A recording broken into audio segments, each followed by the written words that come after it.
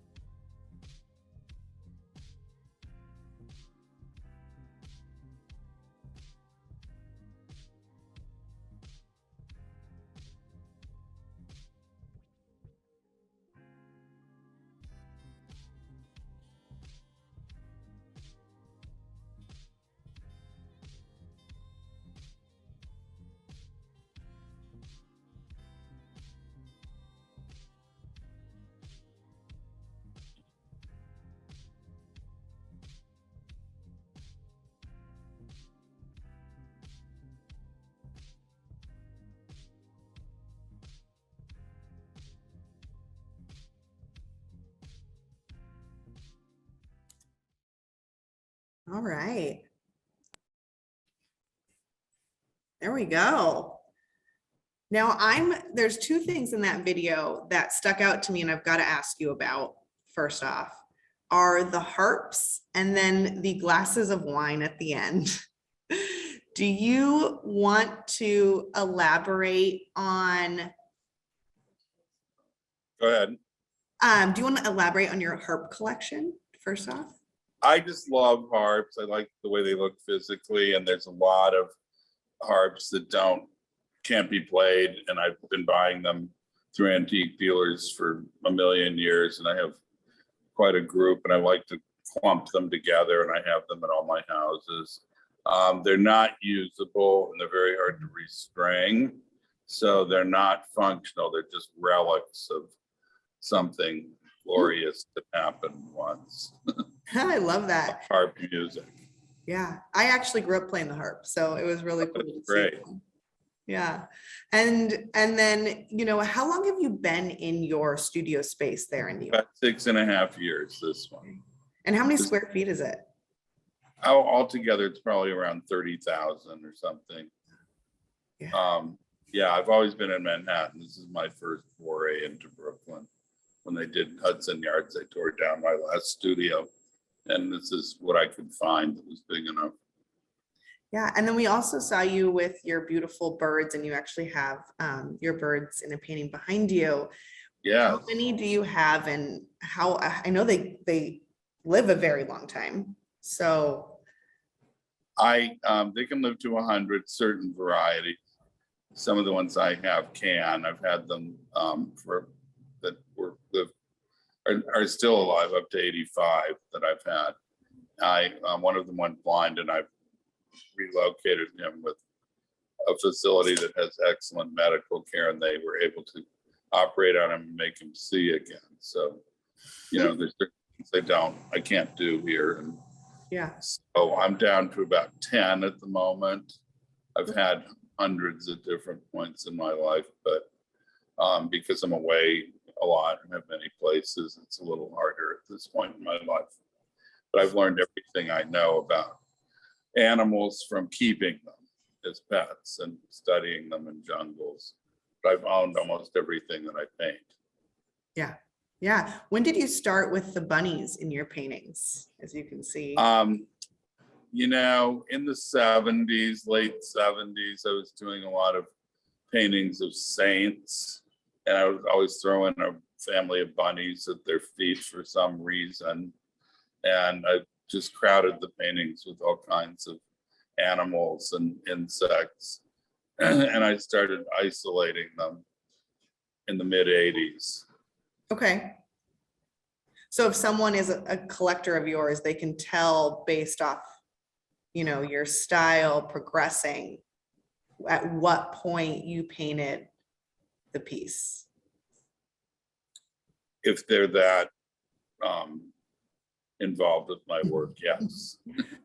It's just a really interesting tidbit. I have a lot of books that have all that information in it. Yeah. Perfect. I have a new book that just came out called The Bigger Picture by Scala, with an essay by Hans Ulrich Obrecht and Lily Way and Eleanor Hartney. Okay.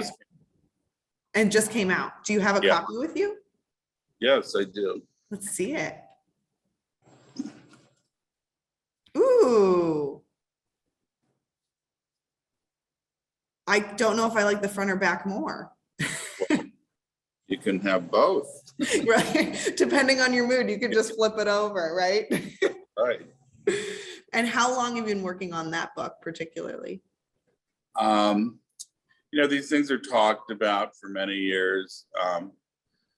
We probably worked for a year and a half solidly on it. Wow. So is it a pandemic book, or was it in? Well, the pandemic isn't over, so absolutely. Yeah. Here we are. Absolutely. Yeah. How are things in New York you said it's a sunny day and? It's a little cool, which is great. It's sunny, it's kind of lively in New York. Things are opening up a bit. It's wonderful after 2 years of closings and not being able to gather. I was remembering last New Year's Eve, I joined a couple of friends at a restaurant outside. You couldn't go in, and it was freezing. And that was all there was to do. Wow. Crazy. Very, very odd for a very social city, I bet. Well, we're kind of opening up again, but a lot of people coming here anyway. Yeah. And would you say that this last almost 2 years has impacted your artwork at all? Of course it has. It's also impacted my life in that we're busier than we've ever been. Had the best 2 years we've ever had. Wow. I have started all kinds of new things like sculptures and glass, bronze, mosaics, which are available at ARTERRA at the Art Center in Seattle, where you are. And I've revisited earlier subject matters such as ocelots, which I hadn't done for about 15 years. I just had lot of time on my hands because most of the people that work with me were not able to come in for a long time. And I came up with a lot of new ideas and formats for works that I hadn't really had enough contemplation time until that happened. But it was weird. I had to stay in my studio. I couldn't go back and forth to the city where I live. Right. So it was a rough routine and trying to get through the nights in kind of an isolated thing and getting food, which wasn't easy. They're Right. delivering so much. So it was very, we've been through a lot of blackouts in 9/11. I've been through 3 big blackouts. We went through Sandy. I mean, this was longer, and people were just dying in such huge numbers in the beginning. It was just really psychologically difficult. Right. But anyway, we have had shutdowns and break. I remember in the 70s when we had a huge blackout, downtown got the power back last, and everybody was going to Studio 54 when it was over, and it was as if nothing had happened. New York recovers quickly. They bounce back quickly. Yeah, really resilient. Yeah, sturdy stock here. We've just been through so much stuff, and daily life is always full of challenge. Yeah. Well, I love hearing that you took the time to really explore new mediums and find another Opportunities creative way. presented themselves. Yeah. Great time for that to happen. Right. Yeah. And out of all of that, contemplating and thinking, what's kind of one of your favorite things that came out of it? Still being here. How many people have not did it Right. through various reasons? It's just been a big transitional period, deeper spiritual involvement and, the meaning of what's important and what isn't. And so a lot of levels of stuff. I was working with healers and metaphysicians all during this period. Great. Great. The mask thing cut my travel down a lot. I used to travel a lot, and I haven't traveled a great deal since this has all happened. A blessing maybe in disguise sometimes to have to Perhaps. slow down, right? Yeah. And I'm curious to know, do you paint or create something every day? Absolutely, yes, I do. Yeah. I start the minute I get to the studio, and I put my brushes down as I leave.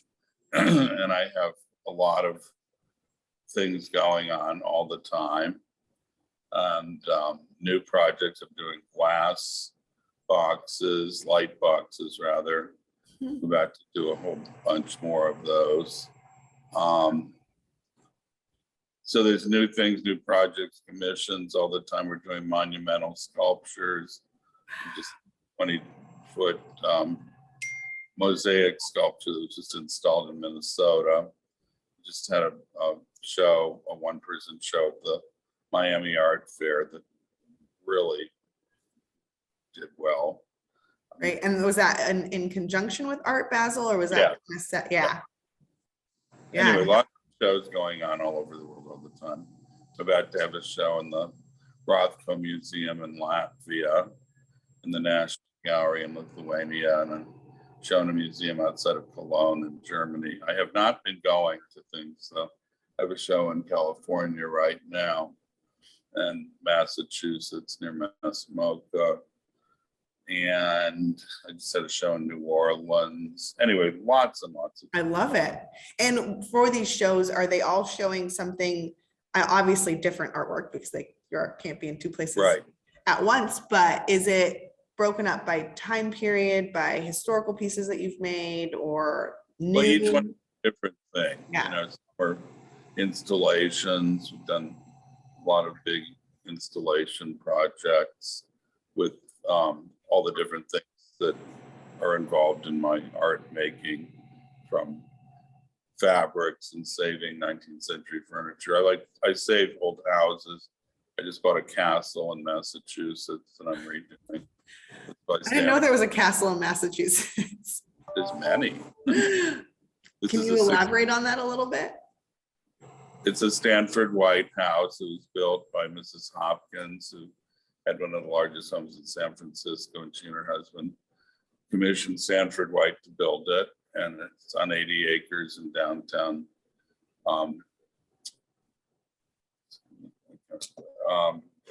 Great Barrington, Massachusetts. Do you have a picture? Here's a picture of it.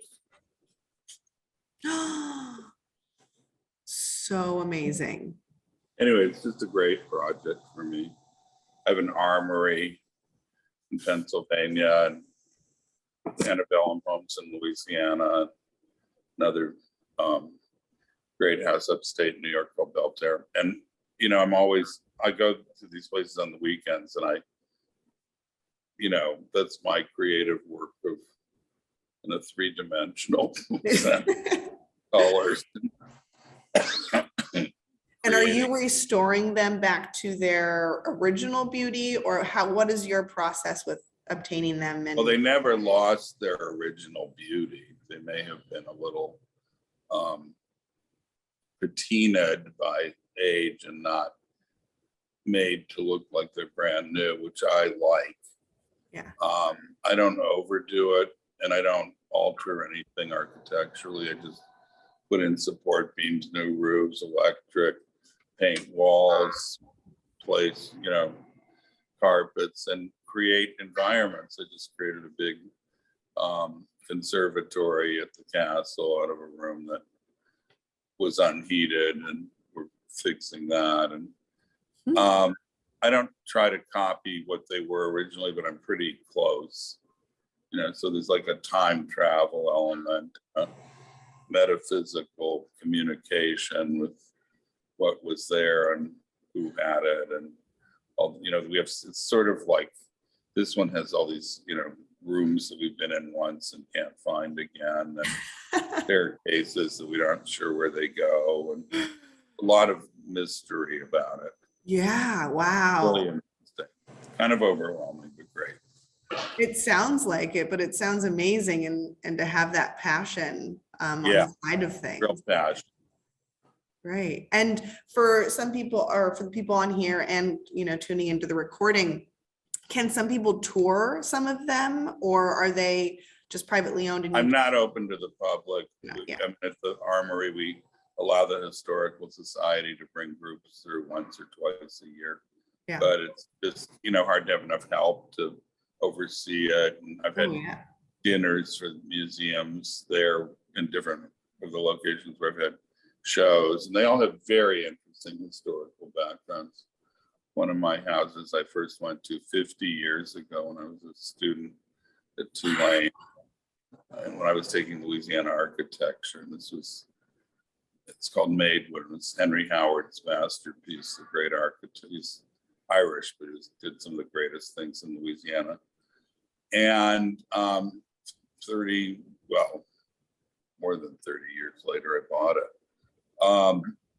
But they're just, I just have to do the basic, keep them falling down stuff. Well, talk about time travel. How was that walking into a house 30 years later that you had previously been in as 50 years? First went there in the 70s. What was that like? Well, I didn't know where I was the first time I went. And I remember thinking, why didn't they paint the trim?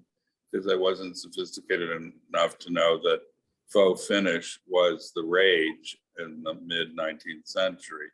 It was more expensive than finished wood. And it looks like it's unpainted. Well, it is unpainted. It looks like wood, grained. And that's a great rarity to find a house that has that. That was my first observation. And then I remember it has a great ballroom, and I remembered trying to think of how I always sort of thought I might own it. I don't know why. That's fascinating. I had thoughts about what I would do where, and then there's 7 other buildings on the property that we're chipping away at. big project. Big. And it's Yeah. not like you have just one of them, you have multiple. Yeah. Yeah.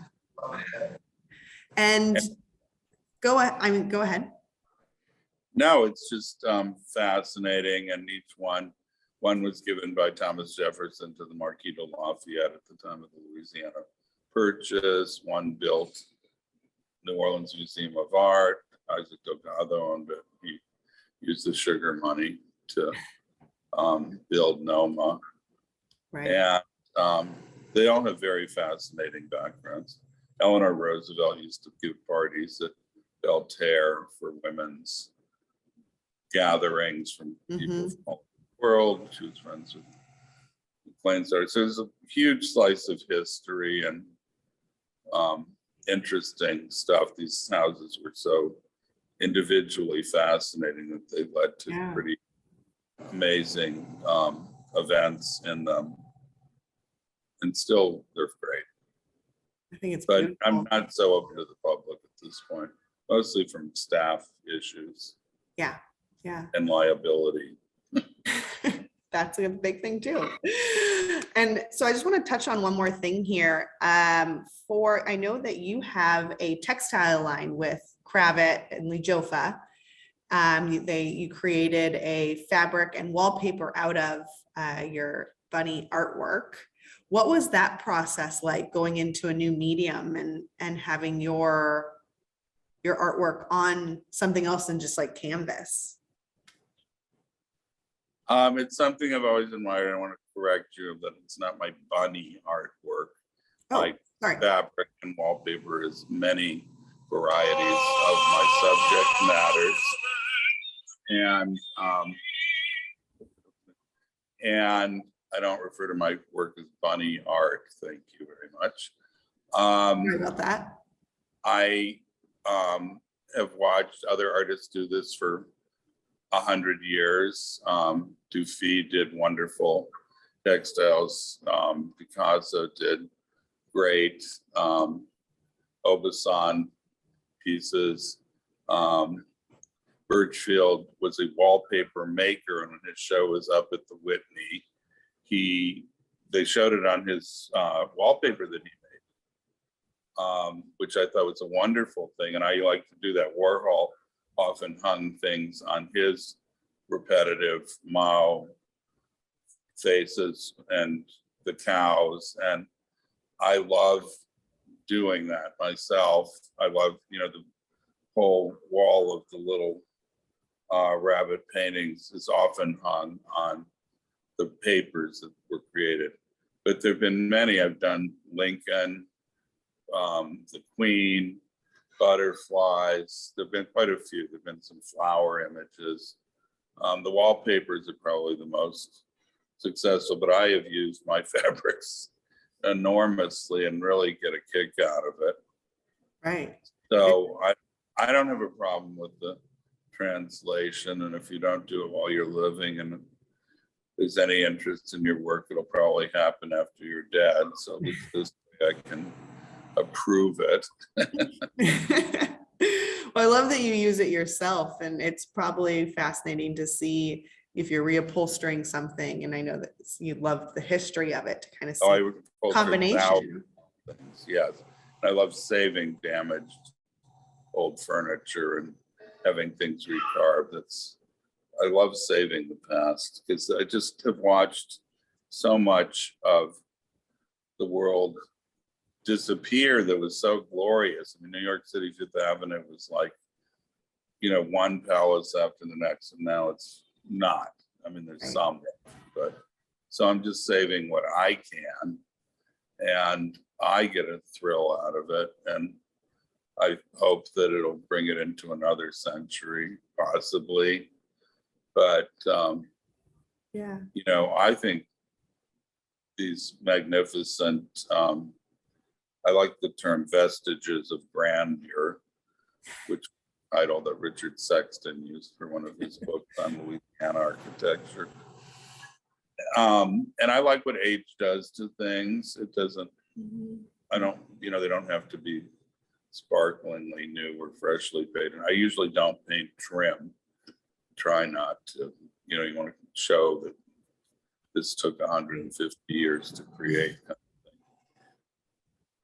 Yeah, I think that's beautiful, and keeping the stamp of time on things, but also helping to maintain them so that future generations can also appreciate them is Or try very to, powerful. you know, Yeah. things go in and out of fashion all the time, and everybody seems to want technology more than antiquity. Mm. I don't care if I live by candlelight, frankly, but television has become more than I can deal with, all the programming in, and so complicated. Anyway, so I like to just, sit there and go into other states of time and consciousness and enjoy it as it is. And gardens are so, anyway, I'm blessed with a lot of land. But anyway, it all feeds my work. I've done huge series of paintings on the bayous that run behind the houses in Louisiana, the Teche, Old River, and Bayou Lafourche, which were, the roadways of the past. People would arrive by boat rather than carriage or whatever often. Right. Anyway, it's very interesting. And even the old plants that we don't use so much anymore are still somewhat available. But it all feeds my work. My work is my way of housing nature and everything that I experience in life and states of thought. And, it's just my little, like a collector's cabinet of what I've seen. And I've been able to travel a lot in my life through shows. And with all of your experience and knowledge and travel, do you ever plan on doing like a history series, or would you ever do like teach a history by Hunt Slonem? I don't really like to teach. I'd rather have people get what they can out of. I'll tell you a horrible, it's a Woody Allen joke. Those who can't teach, those who can't teach Jim. And in half the world. But I think just doing something and having people, I want people to get out of it what they get out of it. Often I learn things from other people's perceptions of what I've done. I just, kind of go into this different place when I'm doing pieces. Also, I got to play with scale. I've never done huge sculptures the way I was able to, or have been able to recently. I did quite a few in Louisiana earlier, but very randomly, and now pretty regularly. And that's a whole different process than painting. And well, I love large scale. I guess my big goal would be to do the largest possible pieces. I think it's really mind-boggling when you see. What is your largest piece to date right now? Of what? Any painting, sculpture? Here. Oh, sculpture. I guess 22 feet tall. Wow. I did a big metal sculpture for a butterfly park in Louisiana. And it has to be hurricane proofed and weather, it's a complicated process. A lot of problem solving in that one. That's right. Yeah. You're now an engineer. Don't know if you know this. Well, I consult them. Well, I want to thank you so much for your time. You've been a joy to talk with. I want to just remind everybody here tuning in and watching the recording that Hunt's original works of art, glass, and sculpture are represented by ARTERRA here in the Pacific Northwest. ARTERRA is, if you don't know, ARTERRA is a major full-service fine art resource representing some of the most notable living artists in US, Canada, and abroad. And ARTERRA has a beautiful showroom located in Bellevue, Washington here. And if you all want to know, the painting behind me is hanging here in our lobby at the Seattle Design Center, and it is for sale. along with, if you want to know anything else about Hunt's work, commissioning this piece, we're going to drop ARTERRA's contact into the chat here. And so you'll be contacting Carol Anderson at ARTERRA. And one last question for you, Hunt. In the video, you said you went to high school here in Washington. Is that correct? Absolutely. And what high school did you go to? Well, I think it's been torn down. My father was a naval officer, and he was at Puget Sound Naval Shipyard in Bremerton. Oh, And I wow. went to high school called West High School. Okay. And I don't do this anymore. I think I graduated in 1969, and I was All right. exchanged in Nicaragua in '68. It was wonderful because I got to do all these fun things like the yearbook editor, and I got to do a lot of great things in the school. And then I went off to the South to college. I went to Vanderbilt. And we didn't get you back after that. I've never been back. Oh, yes, I have. I was in Seattle making glass a while ago, and continue to do tremendous works in that area. Yeah. Yes. Well, when you start up traveling again, we hope that you can come and enjoy the Seattle Design Center and meet up with ARTERRA. It would be fabulous. Thank you. Thank you so much, and we appreciate it. Again, anyone, if you're curious, want to learn more about Hunt's amazing work, you can head to his website, or you can also reach out to Carol Anderson at ARTERRA. Is there any other information that I'm missing? We covered it all. Great. We did it. You did it. Congratulations. Thank you. Well, thank you so much again, and I hope you have a wonderful day and stay safe this holiday season. You too. Thank you. Thank you. Bye. Bye.